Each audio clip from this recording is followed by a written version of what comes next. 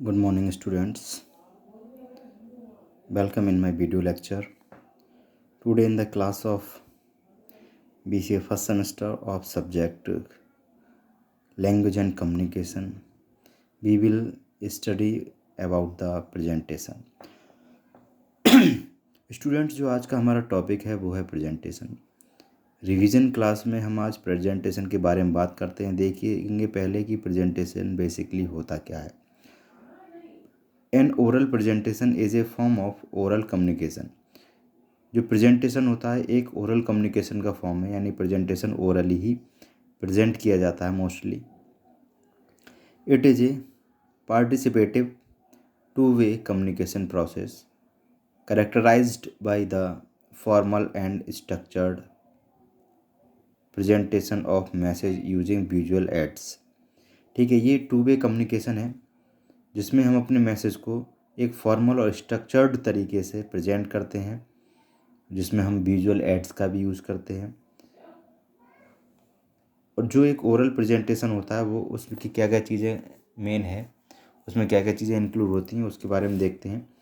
सबसे पहले पर्पसफुल, यानी कि जो प्रेजेंटेशन है, the presentation will be made with A definite purpose, यानी कि जो प्रेजेंटेशन है उसका एक डिफाइनाइट पर्पस होना चाहिए, यानी पर्पस उसका पहले से ही हमें हमारे दिमाग में हो कि किस पर्पस को ध्यान में रखकर ये प्रेजेंटेशन हम प्रिपेयर कर रहे हैं। Then interactive, it involves both the speakers as well as the listeners, यानी कि स्पीकर और लिसनर दोनों का इंटरेक्शन इसमें होता है। Then formal, it is a formal situations, यानी कि फॉर्मल स्ट्रक्चर या फॉर्मल सिचुएशन पर हम प्रेजेंटेशन का यूज़ करते हैं। ऑडियंस ओरिएंटेड, यानी जो प्रेजेंटेशन का टॉपिक है या प्रेजेंटेशन की थीम है वो हमारी ऑडियंस को ध्यान में रखकर ही तैयार की जाती है। There are several form of presentation such as seminar, workshop, symposia, student presentation, industry conferences, product launches, press conferences, team presentation, annual general meetings etcetera. Presentation हमारे कई तरीके के हो सकते हैं, जैसे कि सेमिनार हो गए, वर्कशॉप हो गए, सिम्पोसिस हो गए, स्टूडेंट प्रेजेंटेशन हो गए, इंडस्ट्री के कॉन्फ्रेंसेस हो गए, किसी प्रोडक्ट को लॉन्च करना है तो वो प्रोग्राम हो गया, और प्रेस कॉन्फ्रेंस वगैरह हो गई। ये सारी चीज़ें हमारी प्रेजेंटेशन का ही एक प्रकार हैं। Whatever may be the form of presentation, they all seek to achieve certain objective. इनका कहने का मतलब है प्रेजेंटेशन की कोई भी फॉर्म हो, मतलब ऊपर जो बताए हैं इनमें से कोई भी फॉर्म हो प्रेजेंटेशन की, लेकिन सबका मोटिव एक ही रहता है कि अपने ऑब्जेक्टिव को प्राप्त करना, जो भी जिस ऑब्जेक्ट के लिए हम प्रेजेंटेशन कर रहे हैं। ओके,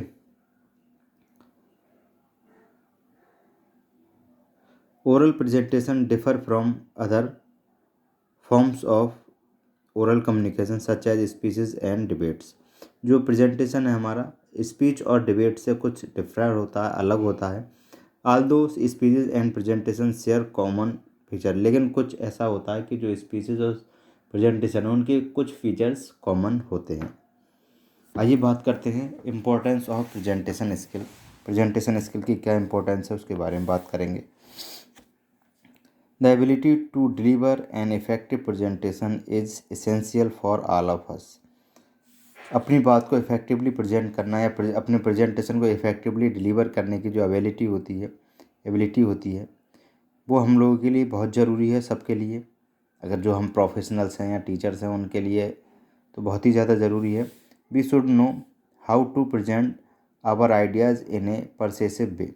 हमें ये जानना चाहिए कि अपने आइडियाज़ को, अपने ओपिनियन को, अपनी नॉलेज को किस तरीके से हम एक परसेसिव वे में शेयर कर सकते हैं। How to make our audience interested in our presentation, और जो हमारी ऑडियंस है जो हमें सुन रही है प्रेजेंटेशन के दौरान, उसे हम कैसे अपनी प्रेजेंटेशन के रिगार्डिंग इंटरेस्टेड कर सकते हैं, यानी उसे प्रेजेंटेशन हम में इंटरेस्ट आए। और how to use appropriate visuals during our presentation. Presentation के दौरान हम विजुअल्स का यूज़, अप्रोप्रिएट विजुअल्स का यूज़ कैसे करें। And how to reflect confidence while speaking, और जब हम बोल रहे हैं तब हम कॉन्फिडेंस को कैसे बिल्ड करें ये सारी चीज़ हमारी आ जाती हैं प्रेजेंटेशन में। A person making a presentation should have the ability to begin his presentation in an effective way. अगर कोई पर्सन है वो अपना प्रेजेंटेशन देना चाह रहा है तो उसमें ये एबिलिटी होनी चाहिए, ये योग्यता होनी चाहिए कि वो अपने प्रेजेंटेशन को एक प्रभावशाली तरीके से प्रस्तुत करे। Okay,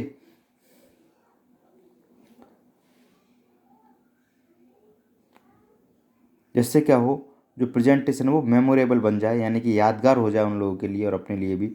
he need to understand the basic element of an effective presentation. और एक इफेक्टिव प्रेजेंटेशन को करने के लिए कुछ बेसिक एलिमेंट्स हैं, उनके बारे में जानकारी होनी चाहिए, उसकी समझ हमें होनी चाहिए। उसे हम 4 P's के नाम से जानते हैं। 4 P for 1 P for plan, then prepare, then practice and then perform. तो ये 4 P हैं हमारी इसकी प्रेजेंटेशन की। इसके आधार पर भी हम प्रेजेंटेशन की तैयारी करते हैं किसी भी। पहला है planning the presentation. Okay, an oral presentation is the formal structured and systematic presentation of message to an audience. जो प्रेजेंटेशन होता है एक फॉर्मल स्ट्रक्चर्ड और सिस्टमेटिक वे होता है अपने मैसेज को ऑडियंस तक प्रेजेंट करने का। It involves conveying a lot of information in A limited time. जो प्रेजेंटेशन का काम होता है कि एक लिमिटेड टाइम में अधिक से अधिक इंफॉर्मेशन को कन्वे करना। ठीक है, it should therefore B planned well in advance. इसलिए जब भी हम प्रेजेंटेशन करने जाएं तो उसे पहले अच्छी तरीके से प्लानिंग कर लें उसके बारे में। ठीक है, planning the presentation is the most important element. ठीक है, प्रेजेंटेशन की जो प्लानिंग की जाती है वो सबसे ज़्यादा इम्पोर्टेंट एलिमेंट है। इट हेल्प्स द प्रेजेंटर, और ये प्रेजेंटर को हेल्प करता है अपने प्रेजेंटेशन को इफेक्टिवली कन्वे करने में। ठीक है, अगर मान लीजिए किसी प्रेजेंटेशन की हम पहले से और उसकी तैयारी कर लेंगे तो इजीली उसके बारे में हम कोई भी इंफॉर्मेशन कन्वे कर सकते हैं। देन प्रेजेंटर है उसे क्या क्या हेल्प मिलती है प्लानिंग करने से। नो द ऑडियंस, वो ऑडियंस के बारे में जाने पहले कौन सी ऑडियंस है, उसके आधार पर अपना प्रेजेंट दें। Stimulate the interest of the audience, audience के इंटरेस्ट को स्टिमुलेट करें। Be sensitive to the needs and expectations of the audience, audience की जो नीड है और एक्सपेक्टेशंस हैं, उम्मीदें हैं, उसके अनुसार हमें सेंसिटिव होना चाहिए जो भी प्रेजेंटर है उसे। Strike up the interaction with the her immediate audience is as many ways possible, और जो इमीडिएट ऑडियंस है हमारी उससे इंटरेक्शन हमारा होना चाहिए। हाउ हिज पर्पज़, और उस प्रेजेंटर का पर्पज़ क्या है, मोटिव क्या है, ये भी जानना चाहिए उसे। एनालाइज द ओकेशन, ओकेशन को एनालाइज करें। ठीक है, fit the material to the time and at disposal, यानी डिस्पोजल प्रेजेंटेशन को डिस्पोजल करने का जो टाइम है उसके लिए मटेरियल फिट है या नहीं फिट, ये भी हमें प्लान करना चाहिए, या जो प्रेजेंटर है उसे प्लान करना चाहिए। Select and narrow A topic for presentation, और प्रेजेंटेशन के लिए एक टॉपिक को सेलेक्ट करना, नैरो करना, ये भी प्लानिंग का ही एक पार्ट है। प्लानिंग एंड प्रेजेंटेशन दस involve purpose identification, audience analyse the occasion and process of selecting and narrowing the topic of presentation. ठीक है, following suggestions will help the planning process. Planning process में कुछ suggestions है वो help कर सकते हैं, जैसे कि पहला सजेशन है हमारा डिफाइन द पर्पज़। जैसे कि इसके नाम से पता चल रहा है जो भी हमारे प्रेजेंटेशन का पर्पज़ है उसे ऑलरेडी हम डिफाइन करें या पहले से डिफाइन करें। ठीक है, planning A presentation should be start by defining it's purpose.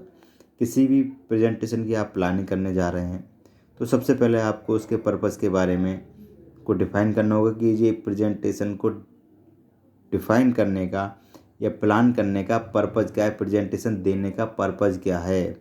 Okay, what is the purpose of the presentation, की प्रेजेंटेशन का क्या पर्पज़ है।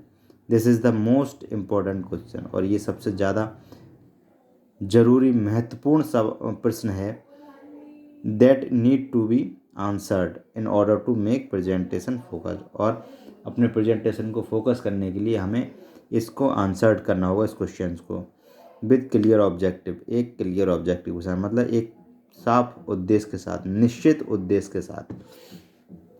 ए general purpose as well as a specific purpose, मतलब हमारा जो प्रेजेंटेशन वो जनरल पर्पस है या स्पेसिफिक पर्पस है, ये भी जानकारी हो। Should be identified general purpose include, अगर हम जनरल पर्पस की बात करें तो हम ये पहले जान लें, प्लानिंग कर लें कि जो हमारा प्रेजेंटेशन वो किसके लिए, टू इन्फॉर्म यानी कि हम अपनी इन्फॉर्मेशन को शेयर करने के लिए है।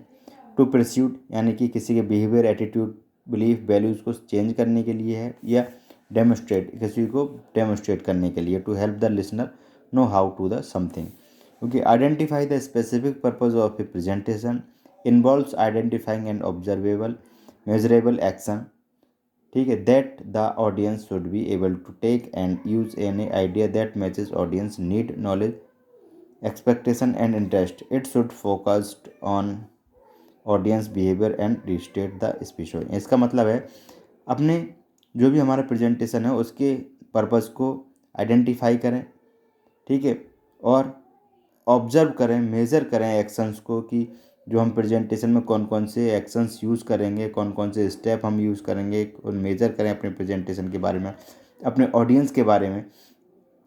Should be able to take, audience को इसके लिए योग्य होना चाहिए कि वो अपने ऑडियंस, जो प्रेजेंटेटर है, और ऑडियंस की नीड यानी ऑडियंस जो चाहती है वो प्रेजेंटर जो है वो उसे पूरा कर सके, ऑडियंस के इंटरेस्ट को और एक्सपेक्टेशन को। ये हमारा प्रेजेंटेशन का पहला टॉपिक डिफाइन द पर्पस के अंडर कैटेगरी में आता है। सेकेंड टॉपिक है एनालाइज द ऑडियंस, जिसके बारे में कल स्टडी करेंगे। आज के वीडियो लेक्चर में इतना ही। Okay, thank you students.